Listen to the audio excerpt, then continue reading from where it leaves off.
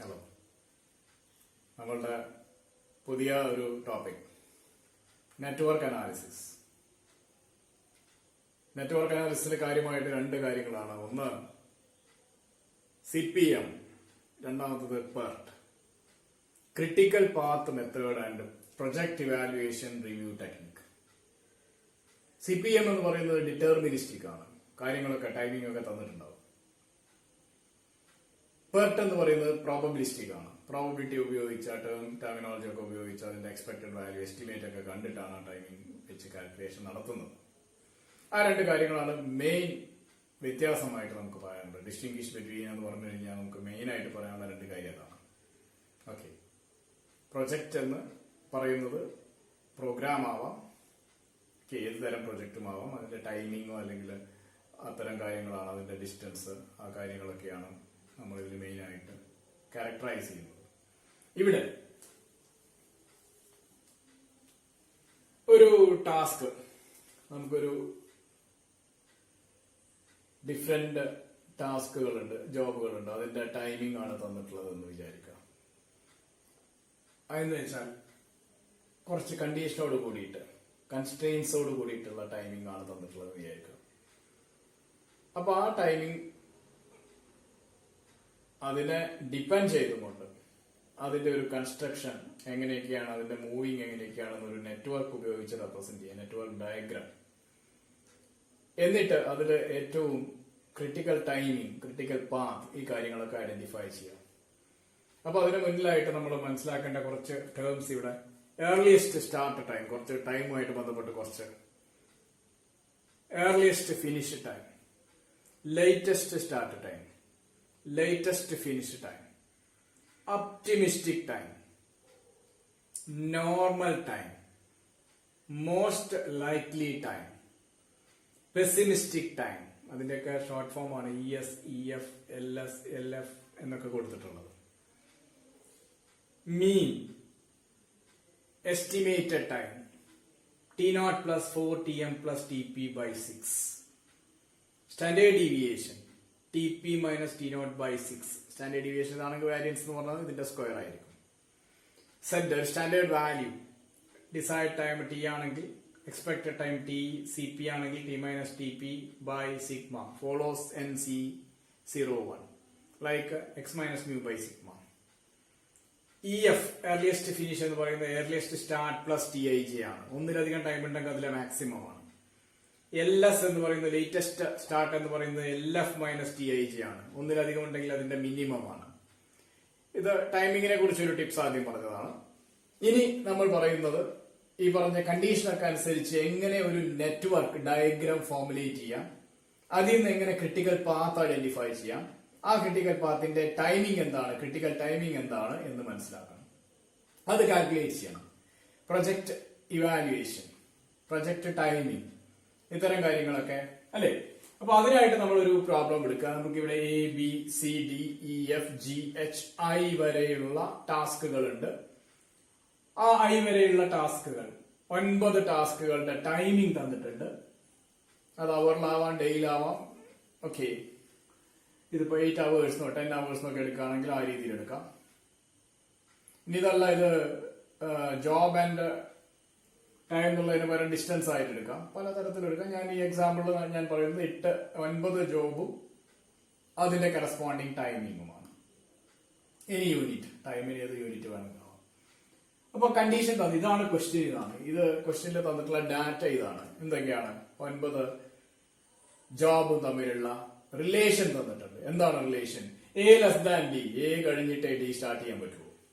A less than D, A less than E, A കഴിഞ്ഞിട്ട് E start ചെയ്യാൻ പറ്റുമോ? അപ്പൊ ബിൽഡിംഗ് ഉണ്ടാക്കുകയാണെങ്കിൽ ബിൽഡിങ്ങിന്റെ flooring work, painting work, construction, അത് ഒരു കുറെ സിമെന്റിങ്, അതേപോലെ കുറെ ഫർണിച്ചർ വർക്ക്, അല്ലെ, ഒരുപാട് വർക്കുകൾ, അതൊക്കെ റിലേറ്റഡ് ആണ്. എങ്ങനെയാ റിലേറ്റഡ്? ഒരു കാര്യം കഴിഞ്ഞ് അടുത്തത് ചെയ്യാൻ പറ്റുള്ളൂ, അല്ലെ. നമ്മുടെ സിമെന്റിന്റെ വർക്കൊക്കെ കഴിഞ്ഞിട്ട് നമ്മൾ അതിനെ പെയിന്റ് ചെയ്യാൻ പോവുള്ളൂ. For simple example, city example. അതേപോലെ ഇവിടെ എയും ബിയും തമ്മിലുള്ള റിലേഷൻസ്, വർക്കുകളുടെ റിലേഷൻസ് ആണ് തന്നിട്ടുള്ളത്, അല്ലെ. ആ ആക്ടിവിറ്റീസ് എന്നാണ് പറയുന്നത്.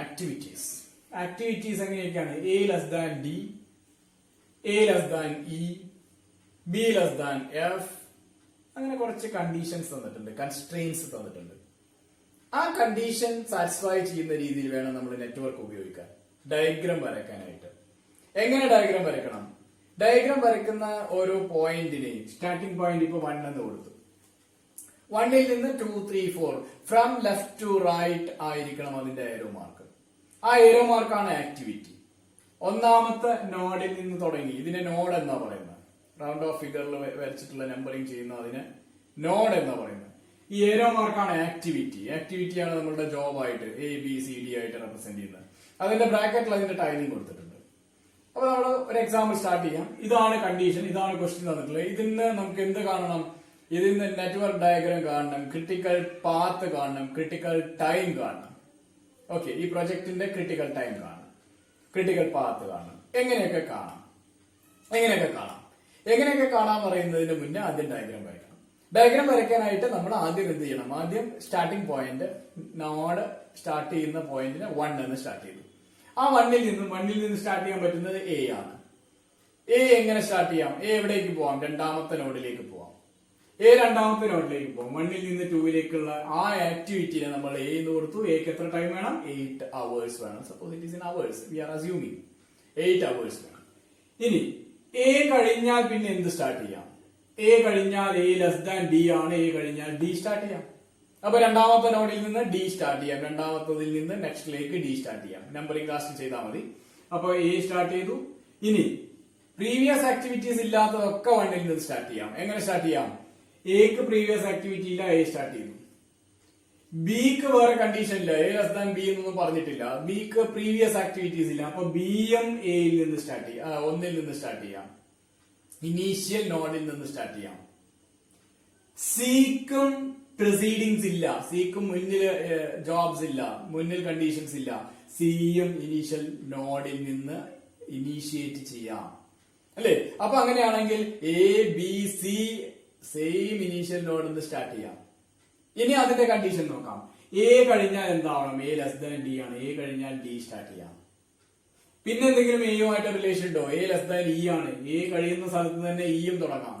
അപ്പൊ A less than D and E ആണ്. A കഴിയുന്ന പോയിന്റിൽ നിന്നും Eയും Dയും തുടങ്ങിയിട്ടുണ്ടാവണം.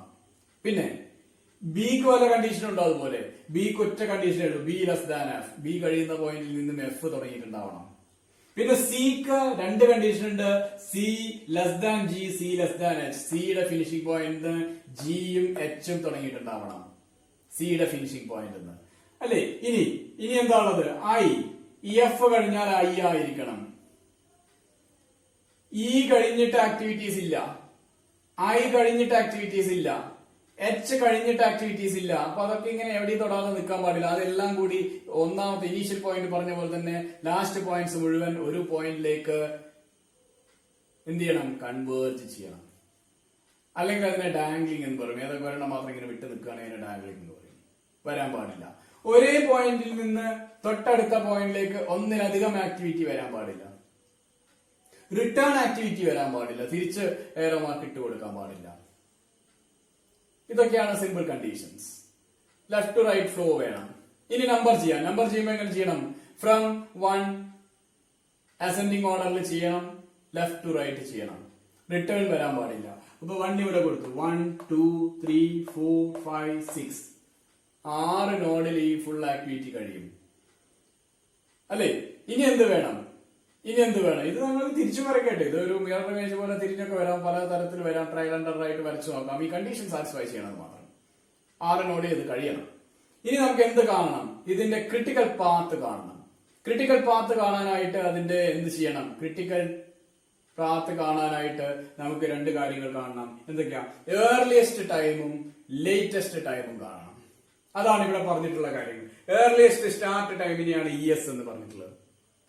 എത്ര നേരത്തെ ഒരു പ്രൊജക്ട് ഒരു നോഡിൽ നിന്ന് തുടങ്ങാം, എത്ര നേരത്തെ ഒരു പ്രൊജക്ട് ഒരു നോഡിൽ നിന്ന് തുടങ്ങാം, അല്ലെ? Earliest start time, earliest finish time, എത്ര ലേറ്റ് ആയിട്ട് അതിൽ നമുക്കൊരു പ്രൊജക്ട് ഫിനിഷ് ചെയ്യാം, earliest finish time.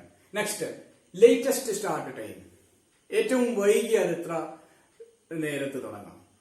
Latest finish time, ഏറ്റവും വൈകി എപ്പോ അത് ഫിനിഷ് ചെയ്യാം. അത്തരം കാര്യങ്ങളൊക്കെയാണ് ഇവിടെ നമ്മൾ നോട്ട് ചെയ്തിട്ടുള്ളത്. Earliest time ES EF LS LF അല്ലേ? ഇത്രയും കാര്യങ്ങളൊക്കെ നമ്മൾ ഓർമ്മിച്ചു വെക്കുക. ഇതിനെയാണ് നമ്മൾ ടൈം പോയിന്റ്സ് ആയിട്ട് പറയുന്നത്, നെറ്റ്വർക്കിലെ മെയിൻ ടൈം പോയിന്റ്സ് ആയിട്ട് പറയുന്നത്. ഇനി എന്ത് വേണം? ഇനി ആ ടൈം പോയിന്റ്സിനെ കാൽക്കുലേറ്റ് ചെയ്യണം. ആ കാൽക്കുലേറ്റ് ചെയ്യാനായിട്ട് വളരെ ഈസിയാണ്. എന്താ പറഞ്ഞിട്ടുള്ളത്? EF എന്ന് പറയുന്നത് ഏർലിയസ്റ്റ് ഫിനിഷ് എന്ന് പറയുന്നത് ഏർലിയസ്റ്റ് സ്റ്റാർട്ട് പ്ലസ് TIJ ആണ്. TIJ എന്ന് പറഞ്ഞാൽ ith നോഡിൽ നിന്നും jth നോഡിലേക്കുള്ള ടൈമിംഗ് ആണ്. ith നോഡിൽ നിന്നും jth നോഡിലേക്കുള്ള ടൈമിംഗ് TIJ ആണ്. ഏർലിയസ്റ്റ് സ്റ്റാർട്ട് ഏതിന്റെ തൊട്ട് ആ നോഡിന്റെ ഏർലിയസ്റ്റ് സ്റ്റാർട്ടിനോട് ഐയിൽ നിന്ന് ജയിലേക്കുള്ള ടൈം ആഡ് ചെയ്താൽ അതിന്റെ ഫിനിഷിംഗ് ടൈം കിട്ടും. അത് ഒന്നിലധികം കാര്യങ്ങൾ വരുന്നുണ്ടെങ്കിൽ, ഒന്നിലധികം ഇവന്റ്സുകൾ ഒരേ നോഡിൽ നിന്ന് അടുത്ത നോഡിലേക്ക് പോകുന്ന അല്ലെങ്കിൽ ഒരു നോഡിലേക്ക് കൺവേർട്ട് ചെയ്ത് വരുന്നത്, അപ്പൊ ഇത് രണ്ടും കാണാനായിട്ട് എങ്ങനെ വേണം? ഫിനിഷിംഗ് ടൈം കാണാൻ മാക്സിമം എടുക്കുക, ലേറ്റസ്റ്റ് സ്റ്റാർട്ടിംഗ് ടൈം കാണാൻ മിനിമം എടുക്കുക. ഒന്നിലധികം ടൈമിംഗ് വരുന്നത്, ഒന്നിലധികം നോഡിൽ നിന്ന് ഒന്നിലധികം ആക്ടിവിറ്റി റിലേറ്റഡ് ആണെങ്കിൽ. ഓക്കെ, അത് നമുക്ക് നോക്കാം. ഒന്നാമത്തത് E1 സ്റ്റാർട്ടിംഗ് പോയിന്റ്, ഏറ്റവും ഇനീഷ്യൽ പോയിന്റ്. ഒന്നാമത്തെ നോഡിന്റെ earliest start obviously we can let it to 0 അല്ലേ? സ്റ്റാർട്ടിംഗ് ടൈം 0 ടൈമിലാണ് നമ്മൾ സെറ്റ് ചെയ്തു. 0 ടൈമിലാണ് തുടങ്ങാൻ പോകുന്നത്. 0 ടൈമിൽ തുടങ്ങി കഴിഞ്ഞാൽ E2 എന്ന് പറയുന്നത് എന്താ? രണ്ടാമത്തെ നോഡൽ പോയിന്റിന്റെ ഫിനിഷിംഗ് ടൈം അല്ലേ? E2 അവിടെ എഴുതി വെച്ചിട്ടുണ്ട്. Earliest start and earliest finish. Earliest start and earliest finishing time ആണ് കാണുന്നത്. ഏർലിയസ്റ്റ് ഫിനിഷിംഗ് ടൈം കാണുന്നത് എങ്ങനെയാ? Earliest start plus TIJ. അപ്പൊ E2 കാണുന്നത് എങ്ങനെയാ? E2 എന്ന് പറയുന്നത് ഇവിടേക്ക് എവിടുന്നൊക്കെ വരാം? E1 എന്ന് മാത്രമേ വരാനുള്ളൂ. ഫസ്റ്റ് നോഡ് എന്ന് മാത്രമേ വരാനുള്ളൂ. ആ ഫസ്റ്റ് നോഡിന്റെ starting time that is E1 അല്ലേ? E1 ആണ് ഫസ്റ്റ് നോഡിന്റെ ഏർലിയസ്റ്റ് സ്റ്റാർട്ട്. ഏർലിയസ്റ്റ് സ്റ്റാർട്ടിനോട് എന്ത് കൂട്ടണം? 1ൽ നിന്ന് 2ലേക്കുള്ള ടൈമിംഗ് കൂട്ടണം. എത്ര 1ൽ നിന്ന് 2ലേക്കുള്ള ടൈമിംഗ്? A ആണ് ആക്ടിവിറ്റി. എയുടെ ആക്ടിവിറ്റി കംപ്ലീഷൻ ടൈം അതാണ് എന്ത്? 8 hours. അപ്പൊ എങ്ങനെ കാണാം? E1 plus T12. E2 എന്ന് പറയുന്നത് ഈ ഇവന്റിന്റെ എയർലിസ്റ്റ് ടൈമിംഗ് എന്ന് പറയുന്നത് E1 പ്ലസ് അതിന്റെ തൊട്ട് മുന്നത്തെ നോഡിൽ നിന്ന് എവിടുന്നൊക്കെ അങ്ങോട്ട് വരാം അതാണ് നോക്കുന്നത്. ഇവിടേക്ക് ഒറ്റ വഴിയേ ഉള്ളൂ, 2ലേക്ക് ഒറ്റ വഴിയേ ഉള്ളൂ. ആ 2ലേക്കുള്ള വഴി എന്ന് പറയുന്നത് E1 പ്ലസ് ആക്ടിവിറ്റി, അതിന്റെ ടൈമിംഗ് ആണ് T12. അപ്പൊ എത്ര? E1 plus T12. E1 നമ്മൾ സ്റ്റാർട്ട് ചെയ്ത ടൈം 0 പ്ലസ് T12 എയുടെ ടൈം പ്ലസ് 8 hours. എന്താണ് 8 hours? E2 ആണ് 8 hours. E2 equal to 8 hours. മനസ്സിലായി കാണും എന്താ പറഞ്ഞിട്ടുള്ളത്? രണ്ടാമത്തെ നോഡിന്റെ ഏർലിയസ്റ്റ് ടൈം ആണ് പറയുന്നത്. രണ്ടാമത്തെ നോഡിന്റെ ഏർലിയസ്റ്റ് ടൈം എന്ന് പറയുന്നത് ഇറ്റ് ഈസ് നത്തിങ് ബട്ട് എന്താ? ആ രണ്ടാമത്തെ നോഡിലേക്ക് എവിടുന്നൊക്കെ ഏതൊക്കെ നോഡിൽ നിന്ന് വരാം അതാണ് കൺസിഡർ ചെയ്യേണ്ടത്. ഇവിടെ നോ ക്വസ്റ്റ്യൻ, ഓൺലി 1 നോഡ് മാത്രമേ റിലേറ്റ് ചെയ്തിട്ടുള്ളൂ. ഒന്നാമത്തെ നോഡ് അതിന്റെ ആക്ടിവിറ്റി അല്ലേ? ഇനി E3 അതുപോലെ തന്നെയാണ്. E3യിലേക്കും എവിടുന്ന് മാത്രമേ ഉള്ളൂ? 1ൽ നിന്ന് മാത്രമേ ഉള്ളൂ. അതുകൊണ്ട് നോ ക്വസ്റ്റ്യൻ. എന്താണ്? 1ന്റെ ഏർലിയസ്റ്റ് ടൈം പ്ലസ് 1ൽ നിന്ന് 3ലേക്കുള്ള ആക്ടിവിറ്റി ടൈം, സിയുടെ time 8 hours. By chance it's also 8 hours. E3 equal to E1 plus T13, 1ൽ നിന്ന് 3ലേക്കുള്ള ടൈം. ഓക്കെ, അപ്പം 0 plus 8 hours. മൂന്നാമത്തത് E4. നാലാമത്തത് E4 എന്ന് പറയുന്നത് നാലാമത്തെ നോഡിലേക്ക്, വെരി നൈസ് എക്സാമ്പിൾ, നാലാമത്തെ നോഡിലേക്ക് ഒന്നിലധികം പോയിന്റ് നിന്ന് വരുന്നുണ്ട്. ഒന്നിലധികം നോഡ് റിലേറ്റഡ് ആണ്. എന്തൊക്കെയാ? ഒന്നാമത്തെ നോഡിൽ നിന്നും വരാം, രണ്ടാമത്തെ നോഡിൽ നിന്നും വരാം. അപ്പൊ എന്തൊക്കെ വേണം? Maximum of. ഇവിടെ പറഞ്ഞിട്ടുണ്ട് ഒന്നിലധികം ഉണ്ടെങ്കിൽ നമുക്ക് അതിന്റെ മാക്സിമം വേണം. അപ്പൊ മാക്സിമം ഓഫ് എന്തിന്റെ മാക്സിമം എടുക്കേണ്ടത്? 1ൽ നിന്ന് 4ലേക്കുള്ള ടൈമിംഗ്, 2ൽ നിന്ന് 4ലേക്കുള്ള ടൈമിംഗ് അതിന്റെ ഏർലിയസ്റ്റ് ടൈമിനോട് കൂട്ടുക എന്ന് വെച്ചാൽ മാക്സിമം ഓഫ് 1ൽ നിന്നുള്ള time, starting time E1 plus അതിൽ നിന്ന് 4ൽ എത്താനുള്ള ടൈം എന്താ? T14 അല്ലേ? T14. ഇവിടെ T14ന്റെ വില 10 ആണ്. T14. ഇനി E2 രണ്ടാമത്തെ നോഡിൽ നിന്നും 4ൽ എത്താനുള്ള ടൈമിംഗ് 24. E24 അതിന്റെ ടൈമിംഗ് 10 hours ആണ്. ഓക്കെ ആണ്. അപ്പൊ അങ്ങനെയാണെങ്കിൽ അതിന്റെ മാക്സിമം 0 plus 10, 8 plus 10. എന്താണ് 0? E10. 0 plus 10, 4. E2ന്റെ വില 8 plus 10, 18. നമുക്ക് എന്താ വേണ്ടത്? മാക്സിമം ആണ് വേണ്ടത്. 0 plus 10 10 ആണ്, 8 plus 10 18 ആണ്. അതിന്റെ മാക്സിമം എന്ന് പറയുന്നത് 18 ആണ്. ഇപ്പൊ ഏകദേശം ഐഡിയ ആയി കാണും അല്ലെ. ഇനി നമുക്ക് കാണേണ്ടത് E5 ആണ്. E5 എങ്ങനെ കാണാം? E5 കാണുന്നത് ഒന്നിലധികം 5ലേക്ക് ഒന്നിലധികം ഉണ്ട്. അപ്പൊ എന്ത് വേണം? മാക്സിമം വേണം. എന്തിന്റെ മാക്സിമം വേണം? E3 പ്ലസ് T35 എവിടുന്നൊക്കെ വരുന്നുണ്ട്? 3 നിന്നും 4 നിന്നും വരുന്നുണ്ട്. അപ്പൊ എന്തൊക്കെ തുടങ്ങണം? ഏർലിസ്റ്റ് E3 പ്ലസ് പിന്നെ എന്താണ് ആഡ് ചെയ്യേണ്ടത്? 3ൽ നിന്ന് 5ലേക്കുള്ള time time of 35 E4 plus 4ൽ നിന്ന് T45 ടൈം ഓഫ് 45 എത്രയൊക്കെയാ? E3 നമ്മൾ കണ്ടുപിടിച്ചു 8 ആണ്. E4 ഐഡന്റിഫൈ ചെയ്തു 18 ആണ്. 35ന്റെ ടൈമിംഗ് 3 to 5 ടൈമിംഗ് 18 ആണ്. 4 ടൈമിംഗ് 4 to 5 ടൈമിംഗ് 17 ആണ്. ക്ലിയർ ആണ്? സബ്സ്റ്റിറ്റ്യൂട്ട് ചെയ്തു. വാല്യൂ എത്ര കിട്ടി? 8 പ്ലസ് 18 18 പ്ലസ് 17 മാക്സിമം ആണ് വേണ്ടത്. അപ്പൊ 35. Similarly E6 എന്തൊക്കെയാവാം? 6ലേക്ക് 3 പോയിന്റ് ഉണ്ട്. എങ്ങനെയൊക്കെയാ? ഏതൊക്കെയാ 3 പോയിന്റ്? 2ൽ നിന്നുണ്ട്, 3ൽ നിന്നുണ്ട്, 5ൽ നിന്നുണ്ട്. അപ്പൊ എങ്ങനെ കാണണം? മാക്സിമം ഓഫ് എന്തൊക്കെ കാണണം? E3 plus T36 E2 plus T26 E5 plus T56 കണ്ടുപിടിക്കാം. ആദ്യം 2ന്റെ കാണാം. എങ്ങനെ കാണാം? E2 plus T26 E3 plus T36 E5 plus T56 3 value കിട്ടും. 3 വാല്യൂവിൽ മാക്സിമം 44. അപ്പൊ നമുക്ക് എന്ത് കിട്ടി? ആ വാല്യൂ മാക്സിമം ടൈമിംഗ് എടുക്കുന്നത് 44 ആണ്. E6 എന്ന് പറയുന്നത് 44 ആണ്. E6ൽ നിന്ന് ഇനി ഒരു പ്രൊജക്ട് തുടങ്ങണമെങ്കിൽ 44 അവേഴ്സ് കഴിയണം. ഇവിടെ നിന്ന് ഇനി ഒരു പ്രൊജക്ട് തുടങ്ങണമെങ്കിൽ അവിടുന്ന് 44 അവേഴ്സ് കഴിയണം. ഓക്കെ, അതാണ് അതിന്റെ അർത്ഥം. ഇനി എന്ത് വേണം? ഇത് കണ്ടുപിടിക്കണമെങ്കിൽ ഇനി അടുത്ത പരിപാടി ലേറ്റസ്റ്റ് ടൈമിംഗ് കാണണം. ലേറ്റസ്റ്റ് ടൈമിംഗ് കാണാനുള്ള ഫോർമാറ്റ് ഇവിടെ നമ്മൾ പറഞ്ഞിട്ടുണ്ട്. എന്തൊക്കെയാ ലേറ്റസ്റ്റ് ടൈമിംഗ് കാണാനുള്ള ഫോർമാറ്റ് പറഞ്ഞത്? അതും ഇവിടെ വരാം. ലേറ്റസ്റ്റ് ടൈമിംഗ് ഉള്ള format latest start time LS എന്ന് ഡിഫൈൻ ചെയ്തിട്ടുണ്ട്. ലേറ്റസ്റ്റ് ഫിനിഷ് ടൈം LF എന്ന് ഡിഫൈൻ ചെയ്തിട്ടുണ്ട്. ലേറ്റസ്റ്റ് ടൈം കാണാനായിട്ട് LF മൈനസ് TIJ എന്ന് പറഞ്ഞിട്ടുണ്ട്. അതിന്റെ മിനിമം ആണ് ഒന്നിലധികം വാല്യൂസ് ഉണ്ടെങ്കിൽ എടുക്കേണ്ടത്. ഓക്കെ, അപ്പൊ മിനിമം എടുക്കാനായിട്ട് എന്ത് ചെയ്താൽ മതി? മിനിമം എടുക്കാനായിട്ട് ഏതൊക്കെ നോഡിലേക്കാണോ അത് കൺവേർജ് ചെയ്തെത്തുന്നത് അതിന്റെ ടൈമിങ്ങുകളാണ് നമ്മൾ നോക്കേണ്ടത് അല്ലെ. അപ്പൊ ഓരോന്നായിട്ട് നോക്കാം. എങ്ങനെയൊക്കെ നോക്കാം? ഇവിടെയാണുള്ളത് L6 എന്ന് പറയുന്നത്. We are assuming it is the final node. 6 എന്ന് പറയുന്നത് ഫൈനൽ നോഡാണ്. അവിടുന്ന് ലേറ്റസ്റ്റ് സ്റ്റാർട്ട് എന്ന് പറയുന്നത് ഏർലിയസ്റ്റ് ഫിനിഷിംഗിന് ഈക്വൽ ആയിരിക്കും അല്ലെ. ഇവിടെ തീർന്നത് E6 ആണ് അല്ലെ. E6 ആണ് അതിന്റെ ലേറ്റസ്റ്റ് സ്റ്റാർട്ട്. അപ്പൊ എന്താണ് ലേറ്റസ്റ്റ് സ്റ്റാർട്ട്? L6 ആ നോഡിന്റെ ലേറ്റസ്റ്റ് വാല്യൂ എന്ന് പറയുന്നത് L6 ആണ്. L6നെ നമുക്ക് അസ്യൂം ചെയ്യാം E6 എന്ന്. L6 equal to E6. E6ന്റെ വില 44 നമ്മൾ ഐഡന്റിഫൈ ചെയ്ത് വെച്ചിട്ടുണ്ട്. ഓക്കെ ആണ്. ഓക്കെ, ഇനി എന്ത് വേണം? ഇനി നെക്സ്റ്റ് നോഡ് E6ല് E6ഉം L6ഉം നമ്മള് ഈക്വൽ ആണെന്ന് അസ്യൂം ചെയ്തു. നെക്സ്റ്റ് L5ന്റെ ലേറ്റസ്റ്റ് വാല്യൂ ഏതൊക്കെ ഉപയോഗിച്ച് കാണാം? 5ലോട്ട് ഏതൊക്കെ വരുന്നുണ്ട്? 4ൽ നിന്നും വരുന്നുണ്ട്, 3ൽ നിന്നും വരുന്നുണ്ട്. മൈനസ് ചെയ്യാനാ പറഞ്ഞിട്ടുള്ളത്. LF minus TIJ. നമുക്ക് അറിയാവുന്ന എന്താ? L6ന്റെ വില മാത്രമേ ഇപ്പൊ അറിയുള്ളൂ. L5 എന്ന് പറയുന്നത് എന്താ? L5 എന്ന് പറയുന്നത് അതിൽ നിന്ന് ഇങ്ങോട്ടൊക്കെ പോയിട്ടുണ്ട്, L6ലോട്ട് പോയിട്ടുണ്ട്. അപ്പൊ L5 എന്ന് പറയുന്നത് L6ലോട്ട് മാത്രമേ പോയിട്ടുള്ളൂ അല്ലെ. അപ്പൊ L6 minus TIJ, L6 minus T56 അതാണ് എന്ത്? L5. നേരത്തെ ഏർലിയസ്റ്റ് ആകുമ്പോൾ 5ലേക്ക് ഏതൊക്കെ വന്നു, ലേറ്റസ്റ്റ് ആകുമ്പോൾ 5ൽ നിന്ന് ഇങ്ങോട്ടൊക്കെ പോയി. മനസ്സിലാവുന്നുണ്ട്? അപ്പൊ L6 മൈനസ് T56 വാല്യൂ 35. മനസ്സിലാവുണ്ടോ? ഇനി എന്ത് ചെയ്യണം? ഇനി 5ന്റെ കിട്ടിക്കഴിഞ്ഞു, ഇനി 4ന്റെ കാണണം. 4ന്റെ കാണുമ്പോ എങ്ങനെയാ? 4ൽ നിന്ന് ഇങ്ങോട്ടൊക്കെ പോകുന്നുണ്ട്.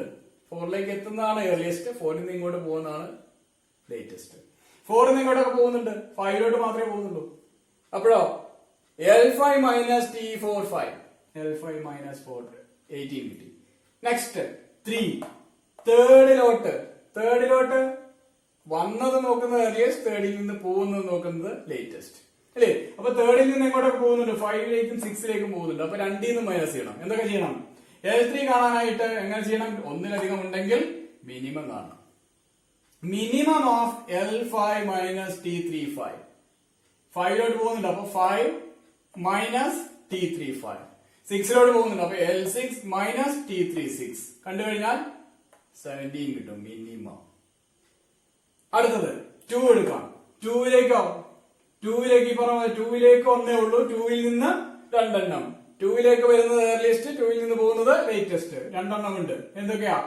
4ലേക്കും 6ലേക്കും ഉണ്ട്. രണ്ടിന്നും T i മൈനസ് ചെയ്യണം. അപ്പൊ 4 നോക്കാം. 4 നോക്കുമ്പോൾ L4 minus T24, L6 minus T26. അതിന്റെ മിനിമം 8. 1 നോക്കാം. Very nice. 1ൽ നിന്ന് 3 എണ്ണം പോകുന്നുണ്ട്. 1ലേക്ക് ഒരെണ്ണം വരുന്നില്ല. ഏർലിയസ്റ്റ് ആണെങ്കിൽ 1 ആണ് സ്റ്റാർട്ടിങ്. ലേറ്റസ്റ്റ് ആണെങ്കിൽ 1ലേക്ക് 3 എണ്ണം പോകുന്നുണ്ട്. 3 നോക്കണം. എന്തൊക്കെയാ പോകുന്നത്? 2, 4, 3 നോക്കണം. എല്ലാത്തിനും Tij മൈനസ് ചെയ്യണം. എങ്ങനെയൊക്കെയാ? ആദ്യം 2 നോക്കാം. L2 minus T12, L3 minus T13, L4 minus T14. അതിന്റെ മിനിമം 0. ഇനി എങ്ങനെ ഐഡന്റിഫൈ ചെയ്യാം? ഇതിൽ ഏതൊക്കെ നോഡിന്റെ ടൈമിംഗ് ആണ് ഈക്വൽ ആയത് നോക്കാം. L1 നോക്കാം. L1 ആൻഡ് E1 ഈക്വൽ ആണ്. L1 ആൻഡ് E1 ഈക്വൽ ആണ്. E2 നോക്കാം. E2 ആൻഡ് L2 ഈക്വൽ ആണ്. E3 നോക്കാം. E3 and L3. E3 8 ആണ്, L3 17 ആണ്. Not equal. E3 is not a point. Critical പാത്തിൽ വരുന്ന ഒരു പോയിന്റ് അല്ല. അപ്പൊ ഈക്വാലിറ്റി വരുന്ന ഏർലിയസ്റ്റ് ആൻഡ് ഫിനിഷിംഗ് ടൈം ആണ് ക്രിട്ടിക്കൽ പാത്തിലെ നോഡ്സിനെ ഐഡന്റിഫൈ ചെയ്യുന്നത്. ആ ക്രിട്ടിക്കൽ പാത്തിൽ വരുന്ന ടൈമിങ്ങിന്റെ ടോട്ടലാണ് ക്രിട്ടിക്കൽ ടൈമിംഗ്. അപ്പൊ എങ്ങനെയൊക്കെ ആവാം? ഈ പ്രൊജക്ട് ശരിക്കും എങ്ങനെ മൂവ് ചെയ്യാം? 1 2ലേക്ക്, 2 6ലേക്ക് ഒരു വഴി അതാണ് അല്ലേ? Initial point two final point. രണ്ടാമത്തെ പോയിന്റ് എന്താ? 1 to 2, 2 to 4, 5, 6 രണ്ടാമത്തെ വഴി. മൂന്നാമത്തെ വഴി 1 4 5 6.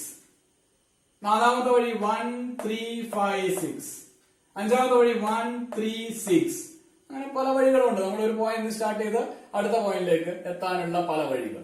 തൃശ്ശൂരിൽ നിന്ന് സ്റ്റാർട്ട് ചെയ്ത് എറണാകുളത്തേക്ക് എത്താനുള്ള പല വഴികൾ. ഒരാള് തൃശ്ശൂരിൽ നിന്ന് സ്റ്റാർട്ട് ചെയ്ത് നേരെ NH കയറി മണ്ണുത്തി പോയിട്ട് പോയി.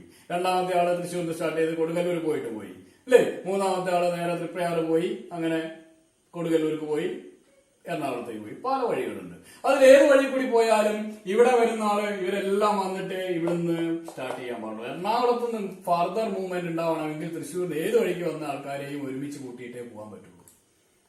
ഓക്കെ, അതുകൊണ്ടാണ് latest finishing, critical path timing, critical path മെത്തേഡില് ക്രിട്ടിക്കൽ പാത്തും ക്രിട്ടിക്കൽ ടൈമിങ്ങിനും ഇമ്പോർട്ടൻസ് അതാണ്. ഓക്കെ, 4 വഴിക്കും ആളുകൾ വരുന്നുണ്ട്. എറണാകുളമാണ് നമ്മൾ പോയിന്റ് പറഞ്ഞത്. എറണാകുളത്ത് നിന്ന് ഫർദർ മൂവ്മെന്റ് വേണമെങ്കിൽ തൃശ്ശൂരിൽ നിന്ന് ഏത് വഴിക്ക് വന്നിട്ടുള്ള ആൾക്കാരെയും ഒരുമിപ്പിച്ചിട്ടേ പോകാൻ പറ്റുള്ളൂ. ഓക്കെ, അപ്പൊ തൃശ്ശൂരിൽ നിന്ന് ഡയറക്റ്റ് ആയിട്ട് വന്ന കാറിൽ വന്ന ആള് NH പിടിച്ച് വന്ന ആള് ചിലപ്പോൾ രണ്ടാമത്തെ ആള് ബസ് പിടിച്ചൊക്കെയാണ് പോകുന്നത്. ഫാസ്റ്റ് പാസഞ്ചറിലാണ്, സൂപ്പർ ഫാസ്റ്റിലാണ് ബസ്, KSRTCക്കാണ് പോകുന്നത്. അയാൾ ചിലപ്പോൾ 2.5 മണിക്കൂർ എടുക്കുന്നുണ്ടാവും. മൂന്നാമത്തെ ആള് ട്രെയിനിൽ കാത്തുനിന്നിട്ടാണ് പോകുന്നത്.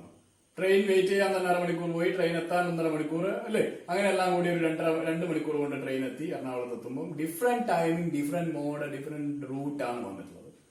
അപ്പൊ ഇതാണ് ക്രിട്ടിക്കൽ പാത്തും ക്രിട്ടിക്കൽ ടൈമിംഗും. ഓക്കെ, അപ്പൊ ഇനി ഇവിടെ ഒന്നുകൂടി കംപ്ലീറ്റ് ചെയ്യാം. ഈ ഒരു എക്സാമ്പിൾ കംപ്ലീറ്റ് ചെയ്യാം. ഇതിൽ ഏർലിയസ്റ്റും ലേറ്റസ്റ്റും ഈക്വൽ ആയിട്ടുള്ള വാല്യൂവിനെ മാത്രം ഐഡന്റിഫൈ ചെയ്യാം. ഏതൊക്കെയാ? E1 equal to L1. അപ്പം ഒന്നാമത്തെ പോയിന്റ് ഒരു നോഡൽ പോയിന്റ് എന്തിലുള്ള ക്രിട്ടിക്കൽ പാത്തിലുള്ള പോയിന്റ് ആണ്. നെക്സ്റ്റ് E2 L2 രണ്ടാമത്തെ പോയിന്റ് ക്രിട്ടിക്കൽ പാത്തിലുള്ള പോയിന്റ് ആണ്. E3 L3 ഈക്വൽ അല്ല, അതുകൊണ്ട് 3 തേർഡ് പോയിന്റ് ക്രിട്ടിക്കൽ പാത്തിൽ വരുന്നില്ല. E4 L4 ഈക്വൽ ആണ്, ഇതൊരു പോയിന്റ് ആണ്. അപ്പൊ 1 നിന്ന് 2 പോയി, 2 നിന്ന് 4 വന്നു. പിന്നെ E5 L5 5ലേക്ക് വന്നു, ഈക്വൽ ആണ്. E6 L6. അപ്പൊ എന്തൊക്കെയല്ല? തേർഡ് പോയിന്റ് ഇതിൽ വരുന്നേ ഇല്ല അല്ലേ? എങ്ങനെ വരണം? അപ്പം എങ്ങനെ വരണം? E1 L1, E2 L2, E4 L4, E5 L5, E6 L6. ഇതൊക്കെയാണ് നോഡൽ പോയിന്റ്. അപ്പൊ അതിനെ നമ്മള് ഡബിൾ ലൈൻ വെച്ചിട്ട് റെപ്രസെന്റ് ചെയ്യുക. ഈ ഡയഗ്രാം ഒന്ന് കൂടി ഡ്രോ ചെയ്യുക. എന്നിട്ട് അതിനെ ഡബിൾ ലൈൻ വെച്ചിട്ട് റെപ്രസെന്റ് ചെയ്യാം. 1 to 2, 2 to 4, 4 to 5, 5 to 6. ഇതിന്റെ ടൈമിംഗ് ആഡ് ചെയ്യാം. എയുടെ timing plus D plus F plus I, 8 plus 10 plus add ചെയ്യാം. സോ 44 അവറിൽ ഏത് വഴിക്ക് വന്നാലും എറണാകുളത്ത് പ്രൊജക്ട് കംപ്ലീറ്റ് ആവും. എറണാകുളത്ത് ഫർദർ മൂവ്മെന്റ് അല്ലേ? ഇതാണ് ഇതിന്റെ ആബ്സ്ട്രാക്ട് അല്ലേ? രത്ന ചുരുക്കം എന്ന് പറയാം. ഇതാണ് ക്രിട്ടിക്കൽ പാത്ത് മെത്തേഡിൽ പറയുന്ന മെത്തഡോളജി. ക്രിട്ടിക്കൽ പാത്ത് മെത്തേഡിൽ അപ്പൊ നമുക്ക് നോഡ് എന്താണെന്ന് അറിയണം, ആക്ടിവിറ്റി എന്താണെന്ന് അറിയണം, അതിന്റെ മൂവ്മെന്റ്സ് എങ്ങനെയാണെന്ന് അറിയണം, അതിന്റെ ഡയഗ്രാം സെറ്റിംഗ്സ് എങ്ങനെയാണെന്ന് അറിയണം, വിത്ത് കൺസ്ട്രെയിൻ എങ്ങനെ നമുക്ക് ഫോർമുലേറ്റ് ചെയ്യാന്ന് അറിയണം, ലേറ്റസ്റ്റ് ടൈമിംഗ് എന്താണ്, ഏർലിയസ്റ്റ് ടൈമിംഗ് എന്താണെന്ന് അറിയണം, അതിന്റെ അസംഷൻസ് അറിയണം, അതിന്റെ കാൽക്കുലേഷൻസ് അറിയണം. ഇത്രയും കാര്യങ്ങളൊക്കെ ഉള്ളൂ. ഇത്രയും അറിഞ്ഞു കഴിഞ്ഞാൽ നമുക്കത് വളരെ സിമ്പിൾ ആയിട്ട് കാൽക്കുലേറ്റ് ചെയ്യാം. Critical path method. ഇതേപോലെ തന്നെ PERT project evaluation review technique, അതില് വാല്യൂ കാൽക്കുലേറ്റ് ചെയ്യണം. ചെറിയ വ്യത്യാസമേ ഉള്ളൂ. ഇത് ഡിറ്റർമിനിസ്റ്റിക് ആണ്, ടൈം കൃത്യമായിട്ട് തന്നിട്ടുണ്ട്. ഈ ടൈം പോയിന്റ്സ് കൃത്യമായിട്ട് തരാതെ, എയുടെ ടൈമിംഗ്, ബിയുടെ ടൈമിംഗ്, സിയുടെ ടൈമിംഗ് കൃത്യമായിട്ട് തരാതെയാണെങ്കിൽ അത് നമ്മൾ എസ്റ്റിമേറ്റ് ചെയ്യണം. അപ്പൊ തരാതെ, ഒട്ടും തരാതെ നമുക്ക് പറ്റില്ല. അപ്പൊ എസ്റ്റിമേറ്റ് ചെയ്യണമെങ്കിൽ എന്തെങ്കിലും ഒരു ഡാറ്റ വേണം. അവിടെ 3 തരം ടൈമാണ് തരുന്നത്. ഒപ്റ്റിമിസ്റ്റിക് ടൈം, ഏറ്റവും സ്മൂത്ത് ആയിട്ട് കാര്യങ്ങൾ പോവാണ്, ഒരു ബ്ലോക്കും ഇല്ലാതെ എറണാകുളത്തേക്ക് പോകാൻ 1.25 മണിക്കൂർ മതി എന്ന് വിചാരിക്കും. നോർമൽ ടൈം സാധാരണ രീതിയിൽ തൃശ്ശൂർ ടു എറണാകുളം ഒരു 1.5 മണിക്കൂറാണ്. പെസിമിസ്റ്റിക് ടൈം, ആകെ ബ്ലോക്കൊക്കെ കിട്ടി എറണാകുളത്തുമ്പോഴേക്കും 3 മണിക്കൂർ എടുത്തു അല്ലേ? അപ്പൊ 3 ടൈം പോയിന്റ് ആണ് അവിടെ വരുന്നത്. ഒപ്റ്റിമിസ്റ്റിക്, നോർമൽ അല്ലെങ്കിൽ മോസ്റ്റ് ലൈക്ലി, അല്ലെങ്കിൽ മൂന്നാമത്തെ രീതി പെസിമിസ്റ്റിക്. അപ്പം ഒപ്റ്റിമിസ്റ്റിക്കിനെ T0 ആയിട്ടും മോസ്റ്റ് ലൈക്ലിയെ TM ആയിട്ടും അല്ലെങ്കിൽ നോർമലിനെ അല്ലെ പെസിമിസ്റ്റിക്കിനെ TP ആയിട്ടുമാണ് റെപ്രസെന്റ് ചെയ്യുന്നത്.